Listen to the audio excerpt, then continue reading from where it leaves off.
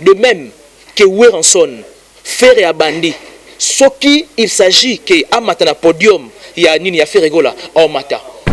Le président Wana Obiangema a préféré à faire Egola dans la maison mère. Les savoir-faire. Faire Egola, artiste ou Asali, ou Makosi, tout le monde. Une fois, orchestre et jet atterri, et une fois, Tomoni présence, en tout cas, il y a des membres au bazar la présidence. Le quoi savoir et quoi ça raté. Et donc, bateau yo, barana oreille musicale wana, quand il s'agit peut-être même sur une manifestation, c'est un bateau bana savoir artistique, savoir musical, il faut pour na mutuana.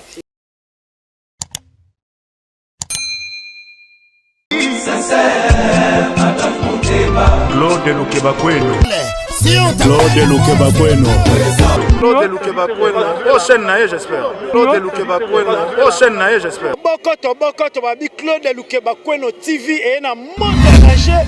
Bagoloise nyonso oh vraiment bolinga boyoka actualité à mission na bino bolinga mingi faire gola Jésus de nyonso et puis actualité musicale et ça awa na Claude Lukebakweno TV moto danger na baki susu moto danger mais vraiment to tindika ba chaîne mike batikela biso nzela to leka avec boss de boss initiateur à chaîne oyo Claude Lukebakweno l'homme de jugement par défaut le guerrier de faire gola maître Moussa Mangi makambe bandi yanika bekabolos boucle Magauzi yeyo ado senga na bino bosa abonné massivement na site oyo Claude Lukebakweno jugement par défaut. Oyo Magauzi azo koloba yeyo awa ya nenga dessin animé na ngosiko. Donc abonnez-vous massivement. Soki bolingi pena loba logo la grand prêtre Marie-Paul, s'abonnez-vous. Voilà, mbote na bino balandi ya Claude Lukebakweno TV, mbote na bino bagoloise un gladiateur, il y a partout dans le monde au bolinga lettre cas de la presse tête bien faite et non bien pleine yani kabo kabolos. Un souci toujours de vous égayer, de vous divertir, de vous informer. Lelo et on a conféré nanga Ben Mavembo, les positivistes, c'est un peu toi analyser sur cet artiste, hein, Ferregola Jésus de Nyons, les padres Nika Boroni, na MVP, Basangalambaya, vraiment artiste on a habité. Chanteur moko extraordinaire au Léo Lamboka la biso azalo la richesse azalo kola taza richesse oyo il faut tout protéger. Donc voilà Léo vraiment trop là actualité par rapport il y a voyage oyo les patriotes qui ont effectué na groupe na Mobimba la Guinée équatoriale sur invitation il y a président Obiangema président de la Guinée équatoriale et puis solo là sur Harmonie Dynastie et puis voyage il y a France le 7 novembre au Casino de Paris. Merci beaucoup à tout le monde, merci beaucoup na Claude Lukebakweno l'homme de jugement par défaut, sans oublier maître Moussa la famille Tenda la 4 il y a Angola Nouvin ça a été vraiment battu belé les guerriers de Ferregola ba groupe ne se saute et soutenir les padres de l'Afrique de Ferregola les élus de Ferregola ba groupe mauvais belé au soutenir les padres directement DG Polo vraiment dans la délégation la bocasté à gérer ma caisse bozovement ambiance na avion la marque Oscar Ningezara DG Polo accompagné orchestre Jet Set à Ferregola GD Diance notre vieux Pichu Botoko ya Dadon Abana sans oublier les maîtres de l'air maître Birado Prince maître de l'air maître la Mouniwana Lulu le célèbre permanent et sans oublier mon vieux Yannick Louawa. Merci beaucoup. Bon ça m'a très attentif parce que le lot boyebi pe kezana chroniqueuse mo oyo a dénigra combat Ferregola a finga voir même chroniqueuse a finga voir même maman Marie Makese maman aboti Ferregola mais lelo azo senga ba pardon. Vraiment tout au long de cette émission na belle m'avait motomika un peu tout solo là. Est-ce que bagola Rolimbisae, est-ce que Ferregola Rolimbisae, on est là entre guillemets pour ne pas monopoliser la parole, Ben Mavembo, les positivistes, que je salue, bonjour. Bonjour la tête bien faite et non pleine, Yannick Kabwelos. Bonjour à tous les Gaulois, à toutes les Gauloises. Bonjour à tous nos abonnés. Bonjour Naba Meloman News, tout il y a bonne musique et sans oublier surtout Gladiator et surtout à toi.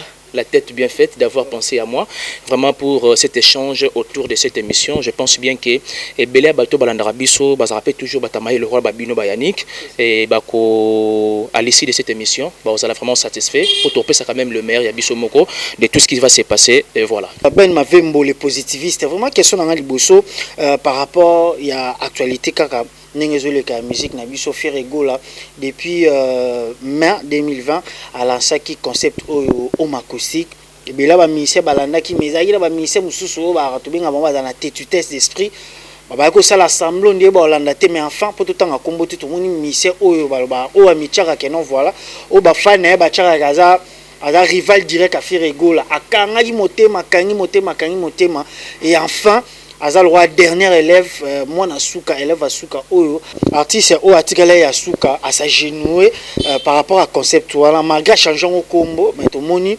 abetika ka home acoustique vraiment la linga to tanga combo na été mais to meka un peu ko analyser là-dessus parce que ba golo baza partout dans le monde ba yebi artiste ngo ye vraiment michara rival à Ferregola Jésus de Nyons les pas denga mais ça lenga bien er na moni malgré tout autotine sunga ki malgré tout linga kende na ngo asala ngo de mois 2009 mais acoustique enregistré ne ba bef dans la Ferregola non ils a vrai ils a enregistré dans studio marché tout to moni pe bango kuna basali pe ka bon azal roi élève à suka sali yango et ça que ndenge ni que journaliste et puis au défendra Jésus de Nyons les pas tout le monde de 2020 2021 enfin à s'agenouiller na concept au acoustique.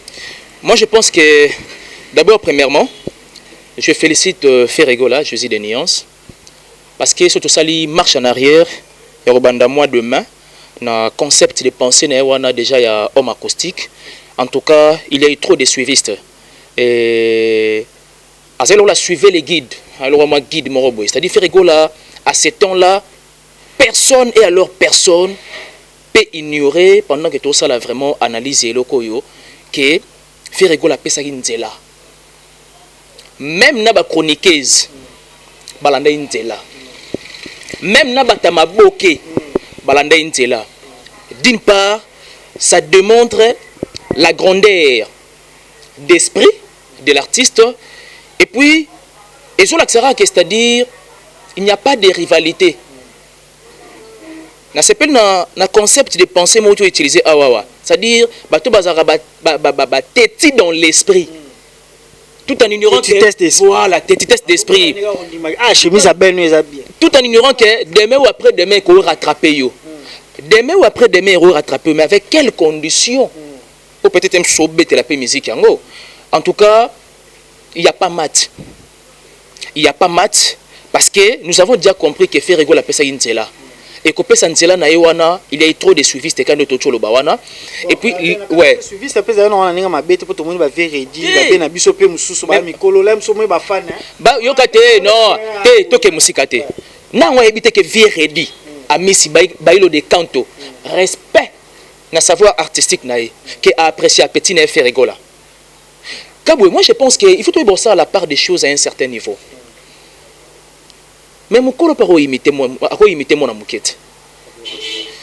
Et en langage moto utiliser parfois na kina que moi na mokia beta rambonda ba kolbe ba sa nini ba binara. Se pareil avec ces langages.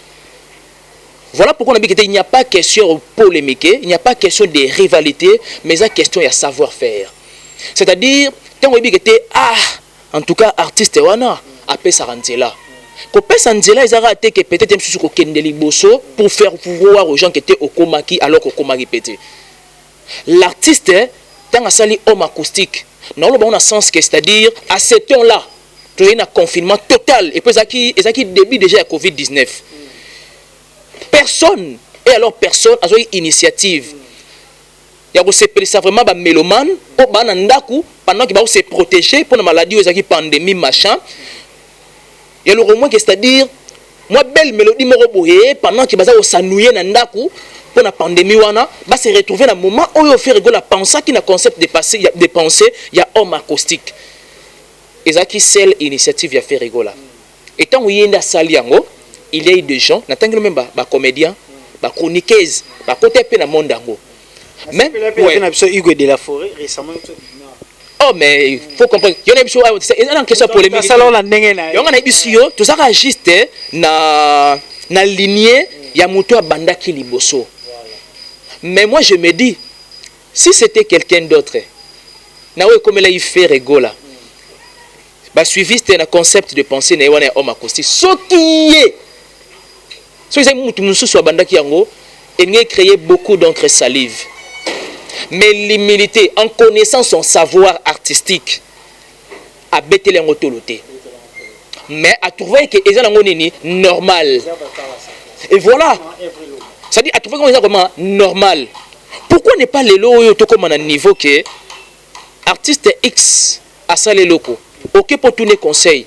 Ah moi na mai. En tout cas les locaux on sait que j'ai beaucoup apprécié. Maintenant on a peine à bêter ngo. Conseil n'y aura pas ça peine nzela wana.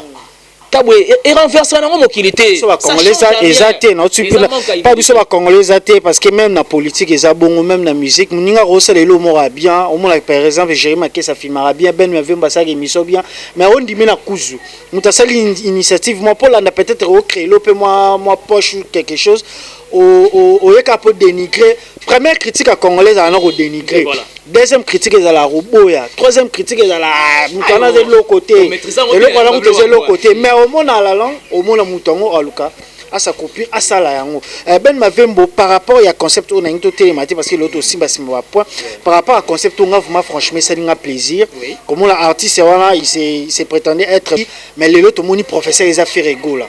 Depuis c'est moi fait l'absence qu'on fait le mida bah il a suivi les guides parce que bandé bah Bercy bah Bani nous on a tout ça là mais na bah jeune hein tu sais tout le temps na l'époque a fait rigolo là la génération a fait rigolo là vraiment initiative au beti plafond et kangi likolo mutu tout à sa copie donc voilà on est ngana loba mutu to fukami to ba ko la artiste asuka o arateti artiste o bon il y a une polémique te polémique et la c'est michara que no yenda za au toit de tout le monde.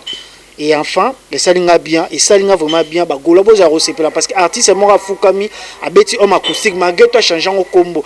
Mais plaisir dans les arabes, il y a mieux le gars faire rigolo, la télé faire rigolo, la tkali artiste o asali homme acoustique au les tout le monde. Parce que homme acoustique a fait rigolo, la tkali robina luke tout à tkali au générique à l'axi voix, savoir chanter au baksanini pour tous les gars. En tout cas, d'autres bandes déjà suivi les guides, faire rigolo. Les lots yo l'autre fois même dans le Bakiango, les lots yo et sa fierté, il y a romona Ferregola, aza le seul et l'unique auto pensera na papa Wemba na ba acoustique.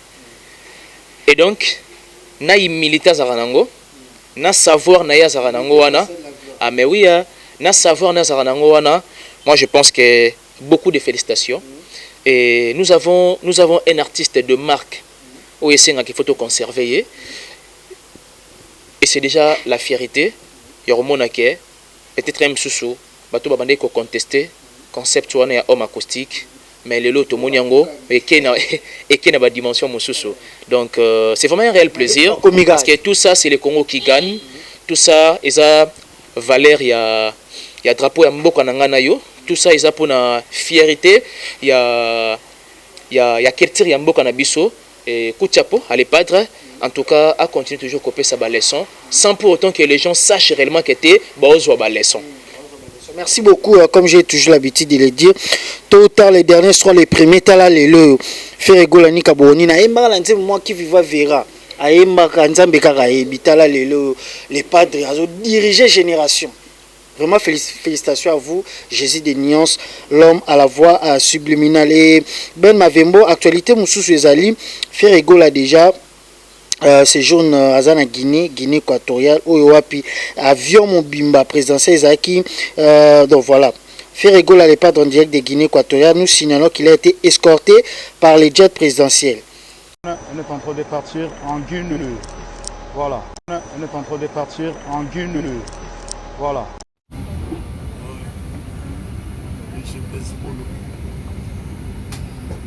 Direction Guinée équatoriale Malabo. Avec Jésus de Nuance, le Pâtre. Il est là.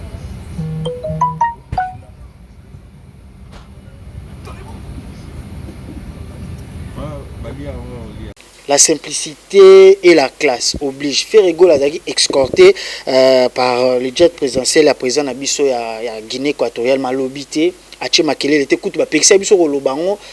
A voyager monter na vie na Bisso Igwe de la Forêt. Il y a deux groupes oyo ba représenter na indépendance ba sélectionner pour ba prester na indépendance ya Guinée équatoriale. Le lo Ferregola ba tubeli ba rotaxer Ferregola yekara local marché et tout mais Guinée équatoriale na été sueza na Congo. Ben Mavembo rolo bani na silence à Ferregola malgré ba fait malgré ba réalisation na il parle toujours pas. Il est serein, il est calme. il est simple, il n'est pas orgueilleux. Par rapport à attitude artiste, on a un peu na copie mais na kokaka. C'est une marque de confiance. Seulement, le président du Guinée à comprendre réellement tu es l'artiste Ferregola. Et il faut encore signaler, Naba Mélomane et puis Naba Tobara toujours branché Scotier, que ce n'est pas la première. C'est-à-dire, chaque manifestation, où il y a parfois que l'artiste machin va prester, Ferregola était toujours sélectionné. Et c'est le coup il y a étonné Batoté, et c'est le coup mais seulement, personnellement, et ça a beaucoup plus de plaisir. L'invitation a trouvé sa valeur. L'invitation a trouvé sa valeur, c'est-à-dire une fois orchestre et jet atterri et une fois Tomoni présence, en tout cas il y a des membres au bazar la présidence pour bailler bandengeni ça je dirais que c'est-à-dire il y a qu'on partager valeur, il y a bateau yo balancer appel pour qu'on agrémenter vraiment soirée ango. Je pense bien que soirée ango dans un jour soit dans quelques heures à Wawa des soirées ango à la oui. En tout cas, c'est les Congos qui gagnent. C'est les Congos qui gagnent. Moi, personnellement, il faut tout réfléchir à Kaboué. Moi, personnellement, dans un soba, j'ai raboué commis en connaissant l'artiste. Je trouve Ango très normal. Parce que, Fabriga, c'est bel mot, quand on connaît, on connaît. On apprend, c'est tout simplement. Et puis, Mouto, yo voilà. Et puis, Mouto, ya yebi. Assez donaka la peine pour s'enorgueillir. Non. Tika batou souvent na no pembeni. Ba prouver joliesse na yo, ba prouver beauté na yo. Kolinga te zakete ba yebi ke oyebi na yo. Mais au comme na niveau le kosala ya omi pesa ba importance moi mingi jusqu'au point bato ko jeter ba fleur. Bato quand même ko jeter mo ba compliment mo boye. Non, toi aussi ça n'est de trop. Voyez-vous, mieux vaut attitude de roi les padres. C'est-à-dire, ça sera une bonne chose aujourd'hui de voir pas mal des artistes qui te regorgent à Namboka oyoyo, on va adopter attitude wana. C'est-à-dire savoir il y a artiste et permettre à se voiler la poitrine que na recevoir invitation présidentielle Yamboka ya Guinée équatoriale. L'humilité précède la gloire, tu l'as dit. Le calme de l'esprit. Connais-toi toi-même, méthode socratique. Ça dit tant miyebi que tende zaboye nga en tout cas na pesa le maire yanga moko quel que soit le temps, quel que soit les moments, ba benga ka ngai parce que savoir est consacré. Le quoi savoir est consacré et donc bateau yo barana oreille musicale wana quand il s'agit peut-être même sur une manifestation mo be senga bateau bana savoir artistique, savoir musical, il faut pour na mutuana. C'est un honneur parce que c'est le Congo qui gagne. L'honneur est revenir na drapeau Yamboka na biso. Honneur est revenir na culture musicale Yamboka na biso. Félicitations encore une fois de plus, na Jésus de nuances. Parce que tu comprends, moi je comprends déjà la force et l'envergure. Il y a harmonie. Lelo na katote Ben Mavembo avec nous Claude Lukebakono, c'est l'intelligence qui prend d'abord. Merci beaucoup, félicitations Penayo, au raisonner au solo vraiment bien. Par rapport il y a Batubele na landaki, to landa to ça sur Facebook, to ça wana to landela pe ba commentaire ba bien. Ferrego la na vient na Igo de la Forêt, malgré tout Ferrego à sa escale na Cameroun, ba tindele jet privé, peu comme c'est na Guinée équatoriale mais notamment ba musicien il y a jet set na maison mais bakindaki avion moko vient na ça na first class bon ba na commercial et tout batu balobi est-ce que Ferrego là na Guinée équatoriale c'est le président ya Guinée lobby que na solution na vie na bon baza pe na ba problème té et ça que depuis ba kutana non té est-ce que ça occasion té peut-être à collade ou soit occasion té à solo parce que tu vis toi na dynastie esprit ça tout ça na ouverture d'esprit pour tout le monde Ferrego ça la problème na artiste mort ça la problème na grand mort mais batu pour moi ça na doute hein na relation na photo ba vérité toi ba pandisango baza un peu na doute na relation entre Ferrego là na vie na Igo de la Forêt est-ce que ça occasion té Ben Mavembo yake vient absolument Igo de la Forêt na Ferrego là. Moi réconciliation. Réconciliation, bon, réconciliation c'est trop dire qu'au solo là quand même l'image va mona par rapport à qui ancien collègue naé ou bazaki bango tout bazaki ba mission vient biso Hugo de la Forêt pour na ko silisa kaka bilobela wana ya ba jaloux ou balinga bato bakabwana balingi ben mafe mona kabo bayo kanate ben ma yani kabo ou ben mafe mona Jérémy bayo kanate balingi ka bakabola bato wana balinga bato baza bien tipo bayebi so bato basangani bossa elo moins bien mais c'est depuis notre monate vient biso oui et la première fois que Guinée équatoriale mais c'est wana les torchons brillaient encore mais les lots Pézali tout le monde a dit missa fait missa jet set na missa oui rançon vraiment beau monde en antin de Jérémy beau monde ba photo beau monde Igo Sainté na missa jet set baza ensemble donc c'est là prouve à suffisance que problème a été mais tout le monde a peut-être photo mon fait rigolo na oui rançon au ya bangonde non répondre à la question na deux volets premièrement tant on a joué un message qui était jet set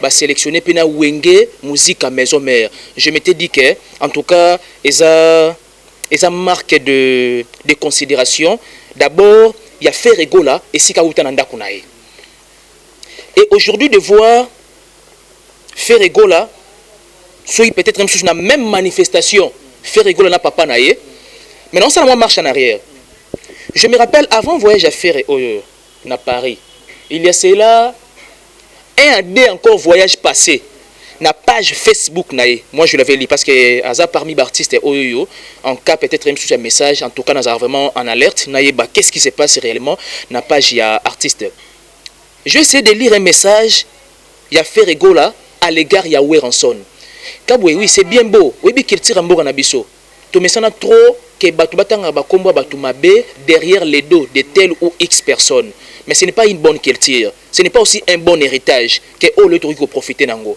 kabwele ngana soto lo banate yebisa ngai dans notre fort intérieur qu'est-ce que nous allons gagner derrière ça nullement premier volet par rapport à la question oyo na saluera d'abord humilité il y a artiste d'écrire dans sa page la grandeur à Weranson mais Ferrigo là disons là écrit et ça qui simplement message à cesser le fait et ça qui simplement message que bako changer moi si mais bako changer papaté voyez-vous si les loyo va créer une bonne attente de prendre des toffes entre papa et moi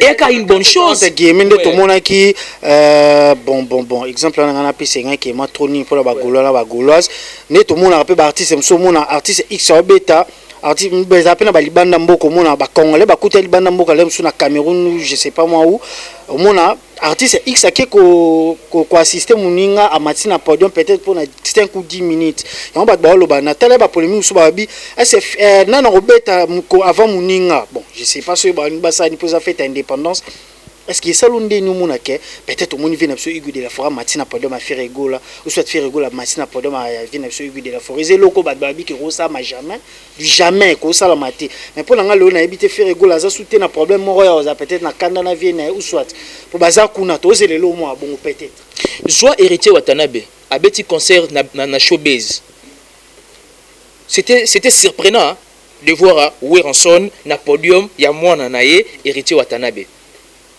autobi mana porte il y a maison mère il y a pas longtemps le lo Watanabe deuxième disque nae mais au-delà de tout retirada ba une guerre d'esprit il faut qu'on se le dise ba une guerre d'esprit yena Weranson deuxième disque à comprendre que t'es papa ka papa n'a pas exemple mon awa on peut changer des amis on peut changer basi mais seul papa na maman ba ko changer bangote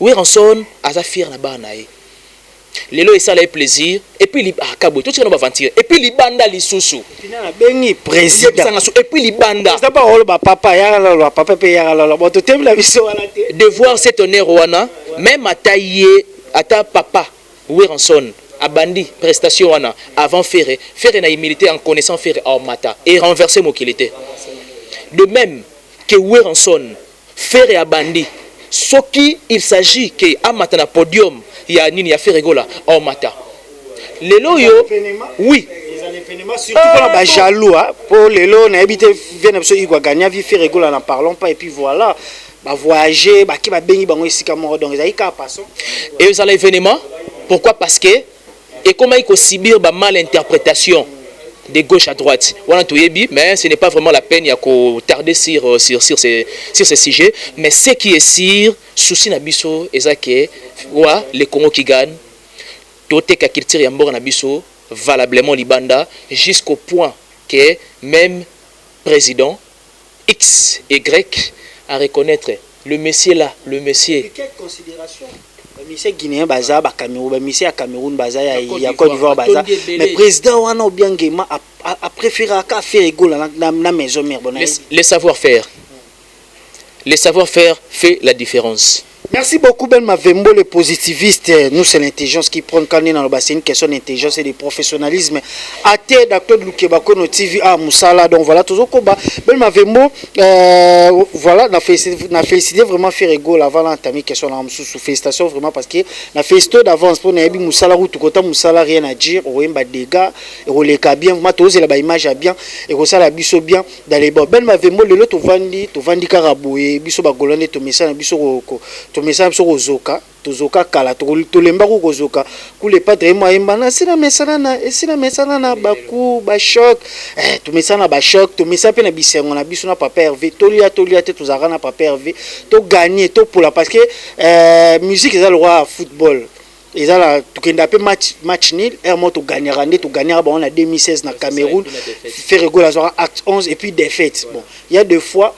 Faire égaux la polara vraiment mais c'est long n'engé bato bakanisa faire égaux la boye na boye tout supportera nyonso échange abi sur la gaulois ou gladiateur te les lots to vandi to lali to lamuki to moni artiste moko et plutôt chroniqueuse moko oyo vraiment apesa ba gaulois skanda afinga voir même ba boti faire égaux la akena onde ba au-delà même ya musique qui na côté na vie privée sala boye na lingi mato éteindre comment parce que ça si na biso tout temps ba communauté ba internet ba ebi moto tozolo la fio tozolo bela za na Paris chroniqueusement au ba traité d'impoli et tout les loto moni aleki asengi faire rigolo pardon na ba phrase bien que non voilà reconnaître que faire rigolo mtabimi c'est machin et tout trop bandela non sur le ba mais internet ba l'année parce que les cas na grande na chaîne moya munene ya YouTube pour na yo Ben Mavembo na mona ki la nana ba groupe na moni vraiment ba golo ba yamba ki ngote parce que niveau fio na finga faire rigolo je pense que faire rigolo za na ta na été azape na problème na été ya papa motema munene papa social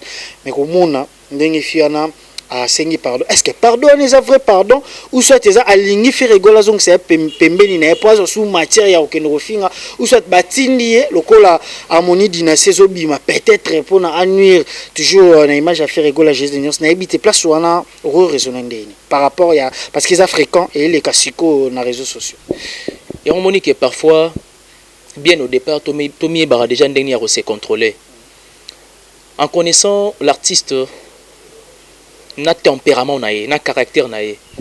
Moi je pense que à mon humble avis nako solliciter en tout cas modestie de l'artiste alimbisa et quand bien même il s'agit Kabwe le pardon ils a déjà le fait de c'est une puissance qui libère oui bien sûr mais ils a déjà reconnaissance moro munene moni mtu akomi na niveau avandi kete na senga jona pardon aibi oya salaki toka moite parce que ngana otolanda ngana oto observa ngana yo toka moi mais lelo oyoyo ayo reconnaître oyo ya mabe ya sali c'est vrai Ben Mavembo pour alimbisi était vraiment la chroniqueuse na otanga communauté mais bakando pesanga vraiment na habité okenda musika trop cause chaque jour na ba émission sur a fini faire rigolo te a finga de tout et de rien finga faire rigolo na ba niveau bon faire rigolo rolimbisa est-ce que ba fan oui a rolimbisa mais ben aza non musika a rolimbisa na biso mais aza ni musika parce que là musuba a ebela j'ai bien ça la boito ebité ce qu'il faut mettre une question azo présenter ba esquisse naé pour ça que lobby soit lobby kuna bebisa pour que tu yazala la bienvenue ou comment on les appelle sous question il faut te se poser mais la grandeur de l'artiste si la demoiselle je ne sais pas moi si la dame à Monique il faut s'adresser à la personne yemoko pour présenter ba esquisse naé autour bango tout à l'heure awa papa quand on parle de papa moto mutema munene aibo ça la part des choses aibi ko limbisa et même papa na pe aibi ko sa nini ko senga pe pardon et donc toza bato mabe komela biso mais nga conseil peut-être même sous yana ndo bake non solliciter modestie ya artiste asala oyoyo ba chrétien ba sengaka mais tozaka ndé prudent. Là, c'est beaucoup plus mieux. On est là pour la belle mavembo qui n'a pas église. On a vraiment pardon. On a vraiment bon la chroniqueuse. Madame Zana bon pardon. Avant tout l'imbisso Zama harmonie dynastie ma faire rigoler la bête ba casino de Paris wana faire rigoler ya pays ba karasi kamakam. Tout en attendant atatina T 2025 après ba élection. Vraiment bon Zana bon poto ba bela mitu misu ba ya ba senga ba pardon ba ironie to yebi film papota la film yeso yebi. To boy na biso botika biso to vanda bo benga biso ba l'échec bo finga faire rigoler pardon biso to lingaka bon botika biso bo kene côté bino bo gagnaka bo sala bo somba bo Sukisara. Biso to rana les pattes bon vraiment Régé Saïbso signe que nous tendons petit à petit vers la fin Ben Mavembo to aussi ces missions c'est to simbi mois d'actualité au sous etikali to tika na d'actualité ça le 7 novembre Casino de Paris on a tout sanction rapidement parce que to comme bana suka le 7 novembre il y a concert inédit bat bazo zela les événements parce que ko yemba o le pas de yemba wana ezo bank sanga to mona mo extrait na Guinée équatoriale les pas de qui ne pas na kana mikola o yemba makasi Ben Mavembo wana vraiment na présentera yango les pas de profiter na batambo et pas la grandeur na ye le 7 novembre on est là vraiment na habité ça concert moi époustouflant. Et puis toujours c'est la double album Harmonie Dynastie et Belsi d'abatu misu ba mo senga ba pardon misusu ba mo lata ba logiciel na maboko po ba artiste musu ba mo lata ndé ba robot na maboko donc nyonso la rapona robanga comme ta lata robot na voix faire rigoler Jésus de Niance ana temps ana ti rolo banini pour na deux albums et puis rapidement pour le 7 novembre et puis on va ainsi batuno kandeza plein succès pour la Harmonie Dynastie et le vrai que déjà Harmonie est déjà en premier lieu plein succès nango moi je le dis que c'est pour la première. Il y a beaucoup plus que moi concept, non moi trop. Donc c'est pour la première. C'est que tu peux ça artiste vraiment chance et puis tu accompagner. Tu accompagner pourquoi parce que et ça et le koyo, c'est-à-dire après ça un message nango a daté de très longtemps. Mais dans quelques jours tu as la réalisation nango. Et donc n'a pas détracteur, n'a pas to ba accompagner l'artiste, n'a pas tout oyoyo bazara bon mais impartial na monde on pendule en tout cas miss na bangoza focus na harmonie il est vrai que même peu dynastie et subir la pression de part et d'autre mais seulement il faut te encourager artiste moralement physiquement il faut moi ba conseil spirituellement on est manquant na ngote surtout monde andule spirituellement il faut les soutenir. Et puis ba Gaulois, ba gladiateur, en tout cas, ba rôle na bango na moment oyoyo que les padres alinga bimsa harmonie. Parce que ils disent que oyoyo, en tout cas, ngana senga qu'il faut essayer de déchaîner na ba angle nyos tout. Pour elle qui sa grandeur, il y a artiste sur tous les plans. Et puis ils ont la fierté, il y a Yemoko, ils ont la fierté, il y a ba Gaulois, il y a ba gladiateur. Et puis fierté surtout Yamboka parce que c'est les Congo qui gagnent toujours. Dynastie, encore une fois de plus, plein succès. Et puis c'est vrai qu'ils en ont battu, bah découragé bango pour babimisa projet wana le moindre. Mais et leur amoukié, et on déçoit na liso. Moi je pense que Bazala toujours na focus na des challenges wana et ça bon plaisir. Merci beaucoup à Claude Lukebako et nous jugement complet. En tout cas, tout continue toujours comme ça la musala. Pourquoi pas aussi au nom de toute l'équipe. Là, je vois déjà Nancy Bassé, les VIP de la presse. Je vois Dorcas Bolokoko. Il y a autant à communauté parce que ça déjà. Un grand merci surtout à toi parce que tu as déjà pensé à moi. Pour te penser Tito Komara, tout cela, on va bosser boss Claude Lukebako. Tito Komara, le 7 novembre, on a fait tout mettre musala, tout mettre promotion. Quand n'engé ben ma vemba autour de vraiment ba Gaulois, ba Gauloise, ba gladiateur. Tout le monde a vraiment que faire rigoler ceux qui boquent au sommet sur Deezer, sur Spotify, boquent au s'abonner à la chaîne YouTube, ne boit les logueurs et comment bah. Il n'a pas ce message mon boy. Gaulois, Gauloise et gladiateur.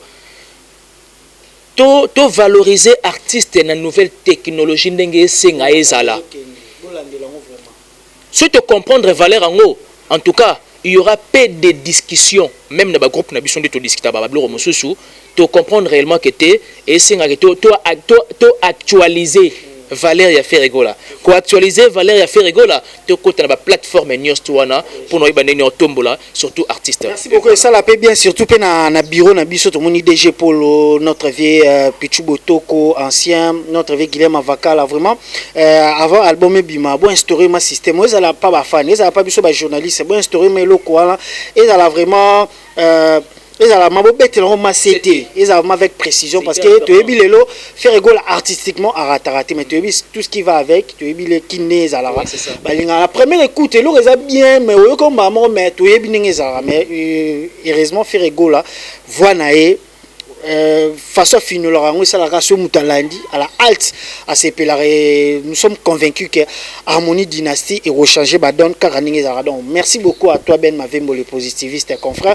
merci beaucoup à tout le monde, boss des boss Claude Lukebako l'homme de jugement babi chaîne les amis encore beau s'abonner ba gauloise un gladiateur babi ba chaîne Mickey kané na ba botika biso ndela to les karaninge zarababi Lukebako no moto danger na moni wala maître Moussa Mangia famille T90 ça a pété vraiment battu bien na Katsangola on a ba fan faire rigoler la Grèce partout maman Jeanne Grasse maman Jeanne Ndoki Béra de Prince maître de l'air maître fils qu'elle est le général Bozamé Belé citer les gens c'est comme oublier les autres la moniwana Yannick Loa mon vieux depuis quelque part depuis Parigo là Lulu le célèbre permanent donc voilà lelo tout au long de cette émission tout simba qui vraiment tout simba ba point ils ont l'actualité Ferrego la za na Guinée équatoriale déjà faut pas prester yena vena Igo de la forêt kane Mavemba lobi c'est le Congo qui gagne puis la Harmonie Dynastie pour na ndeko na biso oyo autu ko senga pardon vraiment to bona biso ben alingi na yemenga eza avia mutu na mutu ngava na bonanga zala musiko za très impoli zala musika